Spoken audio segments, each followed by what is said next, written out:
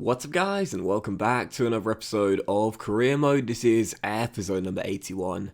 And we start today's episode off with some player training and also a brief look at the league table once again, where as you can see with 4 games to go, we are 10 points behind the Toffees and 15 points behind Spurs as well. 6 behind Chelsea in 5th place, which means that basically it's almost impossible for us to reach Champions League now. All Everton have got to do is win one of their final 4 games, whereas we need to win all 4. Otherwise, there's no way we can make it. So, 4 league games to go. As I've said over the past couple of episodes, we won't give up the fight. We won't give up the chase. We'll battle until the very end. But, yeah, we know now. It's pretty much guaranteed. We'll not have Champions League football next season unless we can win the Europa League. Where, of course, in today's episode as well, you will see the second leg of our Europa League semi-final against Monaco. So, yeah, heading into today's episode, you're going to see the remaining 4 Premier League games and that second leg against the French side as well in the Europa League semi-final. And it'll be quite casual in today's episode as well. Over the past few episodes have been in quite an excited mood, I suppose, just to how good we've been playing in Europe. Really, I've not been able to contain my excitement, really, considering how well we've been playing in Europe. The amount of goals we've been scoring, it's been crazy. But yeah, going to be a bit more chilled today, and just go through the games quite casually, and also discuss a few things sort of off the gameplay as well. But we do start off the game against Fulham here. Here at Bramwell Lane. Of course, we had such a fantastic run of late. We haven't lost a game since the 5-1 thrashing in February against Manchester City here at Bramwell Lane. Ever since then, we've been undefeated in all competitions. We've really woke up since then, and it's been such a better Sheffield United side. And in this second half of the season, yes, we've had some big slip-ups, no doubt about it. You think about the 3-0 loss to Bournemouth on New Year's Eve being the worst of the lot. We had a goalless draw away at Burnley in the last episode, but for the most part, we have been a better team. And this man has been a better player as well. Ivan Toney, who, as we know, in the first half of the season, 12 goals in 24 games. That's a decent ratio, man, 1 in 2, but we know he's better than that. He scored 40 goals last season. The number on his back of his shirt now, that's what he's trying to remind everyone of. He's been much better. He's still going for the golden boot. Scored in this game a couple of goals, and also David Turnbull got a couple of goals as well. I love the fact that both his assists for his goals as well, his first goals in the Sheffield United shirt, came from Scots. He had Ross McCrory assisting the first one, and no, it was Jamal Lewis. Sorry, it was a Northern Irish player. This is his second. Levi Turnbull, best performance since signing for the club back on deadline day.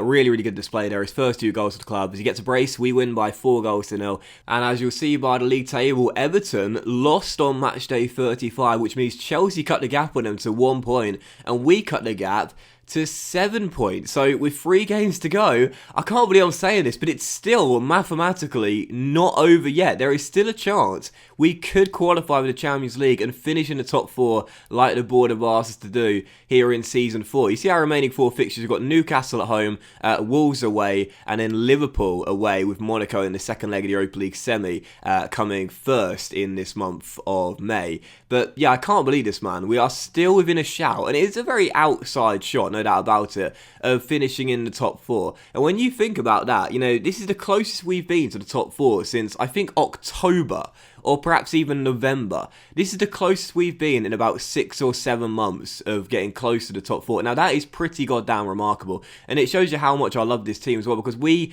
are so determined. Like, we continue to fight every step of the way, and you've heard me say over the past few episodes, we'll continue to push and continue to fight until it's all officially over. And we've done that, and that's why we've given ourselves this very slim but real opportunity of possibly coming from out of nowhere, like LeBron James on the chase down block, to finish in the top 4. Can you imagine that? Like, Everton think they're going to do it, finish in 4th place, and we scrape it on the final game of the season by a 1-0 victory. Oh, blocked by Sheffield United. But I guess we'll have to wait and see.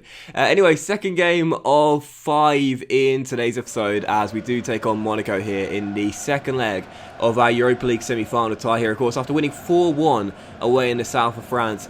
I have to be honest, guys, it's been a bit of an anticlimactic Europa League knockout round stages. It's been quite an anticlimactic Europa League knockout rounds for us, because we've won our first leg in all 4 of the ties incredibly convincingly, meaning that heading home, because we played away in all of our ties in the first leg, heading home, it's just been a bit sort of, the atmosphere's been a bit, I wouldn't say flat, but it's been a little bit kind of, well, I guess anticlimactic is the best way of putting it, really, because, the fans are still bouncing up and down, they're still waving those bloody plastic flags. I wish they'd drop those, but either way, it's just a bit too it's been a bit too routine for us. And one thing I am definitely thinking about next year is upping the sliders for gameplay outside of injury frequency and severity for the user. Now, I do get asked quite often what sliders I play on, and for those that have been watching me for a long time, you'll know that I don't touch the sliders, apart from this career mode being the first one where I have touched the sliders,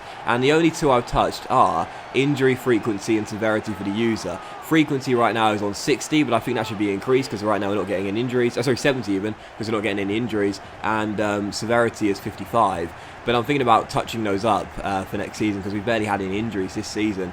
And I am also thinking about making the game harder next year as well, because this is our first season in Europe and we win this game by 3-0. All three of our goals coming in the first half, including Morelos getting a goal as he continues to chase that golden boot in the Europa League, where, as you can see, after Milan beat Sevilla by 2-1 in Spain and 3-1 over 2 legs, the Europa League final has been confirmed. We'll be taking on Milan in the Europa League final, and I've got some Cardiff City flashbacks for those who watched my Football Manager save last year. Oh god.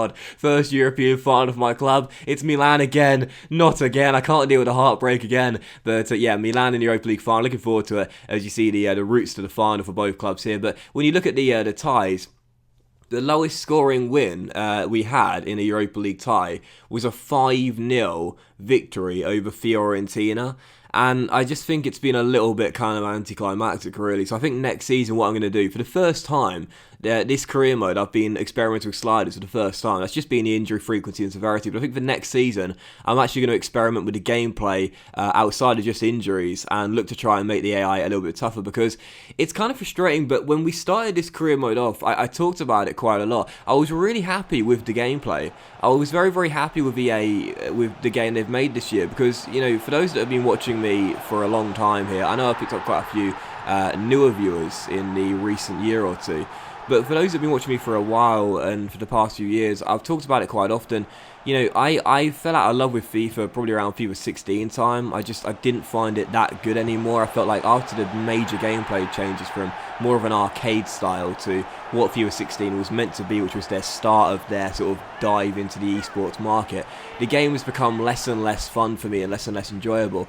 And honestly, in FIFA 19, you know, I've said it before and I'll say it again, I hated it so much. I literally did not want to play it and record any videos. But when I started playing FIFA 20, I was so happy with the game. I was really happy, and I was thinking, as you see here, Everton drew against Spurs, which means that they're out of the top four, they're out of 4th place, but not out of the top 4 race. However, after Chelsea beat Wolves, it's basically guaranteed now we can't qualify for the Champions League with 2 games to spare. Yeah, I was so happy with EA, with the game they made this year. I thought it was a really good game. I thought the gameplay was very good. I thought Ultimate Difficulty had definitely had a step up in increase of challenge, and I was really happy with that as well. But over the recent patches, I just feel like they've modified it a little bit and tweaked it a little bit, because it seems now like things are more in your favour than they were before. When the game started off, you remember in the first 2 seasons how many rebound goals we conceded, and I used to go on about it, you know, the 3 certainties in life, death, taxes and rebound goals, you know. But it was true, we didn't really get any kind of rub of the green in the first couple of seasons, and the AI defending seemed a lot better. I found it much harder to break down opponent back lines. Now it's pretty routine just to run down the wing and step inside, or whipping across to the back stick, as you see here for our next goal, Tony. But it seems like as well, rebound goals, they seem to be more in our favour now, which is, you know, nice, because we're getting the good karma after the bad karma we accrued in the first couple of seasons. But it seems like the game's kind of making it a bit easier on us right here. Like this is an unlucky deflection, don't get me wrong, but we've had too many of these in our favour this season. Way too many things like this happening for us, and you know, it's the same way again. The defence being a lot easier to break down. It seems like a lot easier, and yes, I know our team is getting better, and therefore we are going to have a higher chance of winning our games, but it does seem like it's a bit more routine for us to win now. And you saw in the first game as well, when Fulham got that red card, it wasn't a red card, it was a booking. It was definitely a booking. There was no way that should have been a red card. Yeah, it was given. And I just feel like the game's got a little bit too easy for me now. So I think next season what I'm going to do excuse me, is modify the sliders a little bit. Again, right now all I've got touched is the injury frequency and severity being higher for the user, but I think next season I'm going to modify the CPU sliders a little bit. If you have any suggestions for me on guides to follow to make the gameplay, not incredibly tough so I can't win a game ever again, but more realistic, I suppose, in terms of a difficult challenge, then please do drop the comments for me and let me know, because it'll be my first ever time experiment with sliders for like actual gameplay changes other than the injuries. So I do need a bit of advice.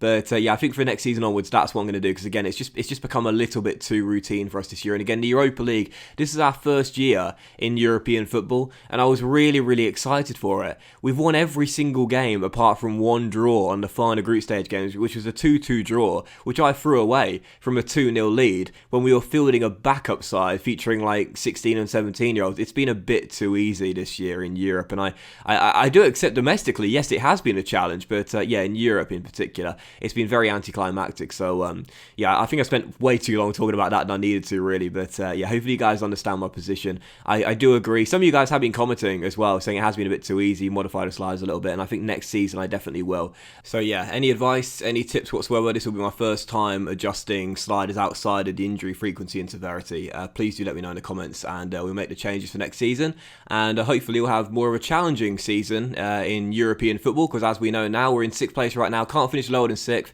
and we're guaranteed at least Europa League football next season, after this year being our first year in Europe, and hopefully we could have Champions League football if we could beat Milan in the Europa League final as well. So heading to the final game of the Premier League season, it's the end of the 4th Premier League season today. We'll take on Arsenal away at the Emirates Stadium, and it's the most anticlimactic end to a Premier League season ever, this, because there's nothing really to play for anyone.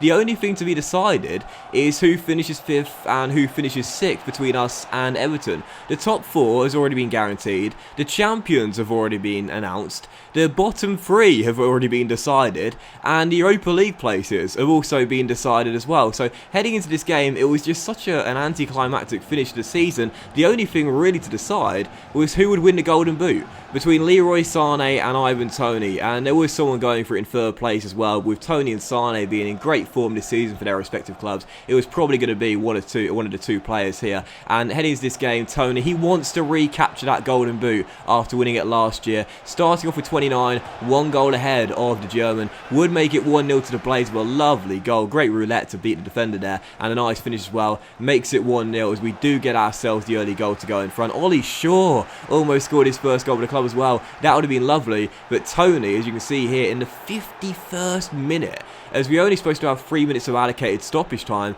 makes it 2-0, runs to me to celebrate, as the boys are saying, don't leave, Gaffer, there's a lot of rumours I'll be leaving, there's a lot of rumours I'll be the next Arsenal manager, with Arsenal performing so poorly this season, set to finish in the bottom half of the season. Many pundits suggesting I could take over at Arsenal and at the Emirates Stadium next season, be the man to rescue the Gunners and get them back to past glory. Well, who knows, but Toney and the boys, they don't want me to go, as Toney makes it 2-0 there, and in the second half, 21 minutes after the restart, this was a lovely goal. Barry Walsh, brilliant little chip over the goalkeeper Leno into the far corner. I love this camera angle too, really, really nice, as Sheffield United go 3 goals up. Toney and Shaw might be the boys in this team, but Barry Walsh is such a lovely third option. He's like Chris Bosh on the Miami Heat's big 3, or Kevin Love on the Cavs big 3, if you will. You got Kyrie and LeBron, or LeBron and D Wade. Those are Toney and Shaw, but let's be honest here, like Love or Bosh, that's who Walsh reminds me of. He's the third option. He's so good, he never gets the credit he deserves. But 3-0 to the Blades, and we were just having fun out there, man, seriously. The Emirates Stadium was booing really all throughout the second half, and I'm not surprised. They were coming into this game, I think, in 11th place. Such a poor season for the Gunners. They're so much better than that. They've had a really tough campaign though, and in the end, Eze made it 4 as we demolished the Gunners on the final game of the Premier League season. Of course, it mattered very little, but it did mean, due to that win and Everton slipping up on the final day, we do climb into 5th place, which means, like last season, we will finish 1 space out of a Champions League spot. Of course, we knew we couldn't finish in the top 4 regardless of what happened on the final day, but it does mean we don't go down from last season. Obviously, last season we finished in 5th. I wanted to make sure if we did miss out the top 4, we'd still retain our position, which we would do on the final day, courtesy of that big win. Thank you, Pep Guardiola, for beating Everton by 3 goals to 0. That helps us there as we do climb into 5th place. And yep, there you go. 38 games, the season is done. Man City crowned champions for the 3rd time in 4 seasons. Liverpool, Spurs and Chelsea wrap at the top 4. The Blaze do climb into 5th in the end after a great run to the end of the season. Everton and Brighton wrap up the Europa League places. And in the bottom 3, Fulham, Aston Villa and poor old Huddersfield Town all back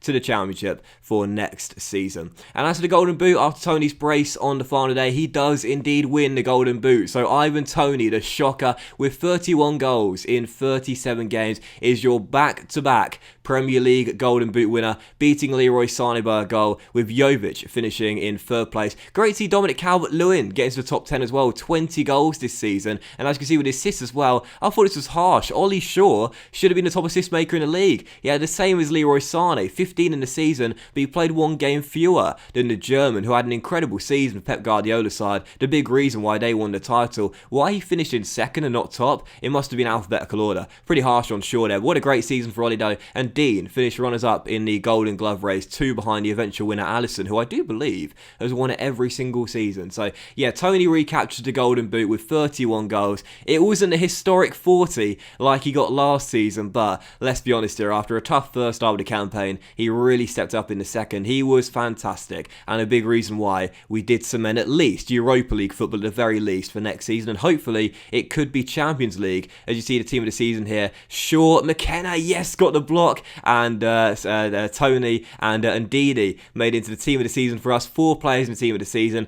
So there's 2 games to go then. We've got the FA Cup final and the Europa League final in midweek against Milan. They are the final 2 episodes of season 4, and they'll both be coming out tomorrow. Tomorrow afternoon we've got the FA Cup final against Liverpool, and then in the evening we've got Milan in the Europa League final. So tomorrow is a cup final double to celebrate our first cup finals of the series. So I really hope you enjoyed today's episode, and if you did, then please do drop a like, and don't miss tomorrow. We've got the double of the cup finals, the FA Cup final first in the afternoon, then the Europa League final in the evening, to celebrate our first cup finals of the series, where hopefully, as we'll have a double of episodes, we'll have a double in the trophy cabinet as well. FA Cup final first, Europa League final second. Don't miss it, it'll be coming out tomorrow. So much love guys, have a great day, and I'll see you for those 2 final episodes of season 4. Come on you Blades, let's pick up our first piece of silver of the series very soon.